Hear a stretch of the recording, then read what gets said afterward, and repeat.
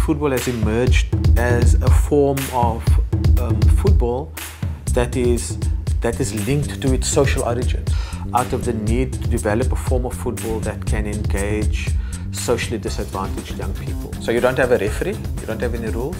The players themselves, as they go along, resolve any conflict. Street football is just a very, very fast form of football. 15 minutes a game, 7 minutes a side. We play street football on tarred surfaces, very different to the conventional 11-a-side. Street football involves 2 teams of 4 players each, 3 infield players and a goalkeeper. So the street football to me is really an important part of getting young people involved in things that would lead to their betterment, you know, and the improvement in life. I don't have a home.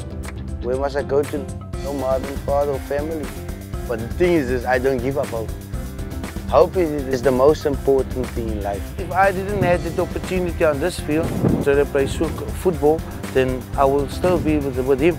It's essentially my executive committee and then 1 or 2 specialists. So we're talking about 8 people. All of us do it on a voluntary basis. We do it by essentially organizing football matches in those communities. The response and the enthusiasm is overwhelming. In fact, it's so overwhelming, we don't have the resources really to meet the needs. One of the reasons why we actually don't get the responses from big business is because the league is associated with street children.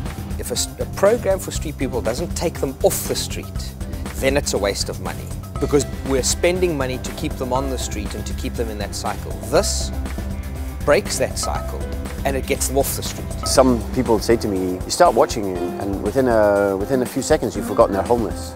And I say, well, that's the point, isn't it? The homeless person hasn't changed, they're the same person actually. It's us that's changed, our attitude to them has changed, and all we did was change the environment. And then I think another aspect of it is the international side of it. So all of a sudden you discover, oh, you're not alone. It's not just my city, not just my country. This is all over the world. I saw a lot of things that we don't have at home, you know. Different cultures as well that I experienced all around the world. Because I was the cap, there was times where I had to act as a leader. As I go along in life, I just learn more how to lead and stuff like that. I'm sure one day I'm going to be a leader. I'm willing to take that step and separate myself from the boys. Also now go to the men's side of life.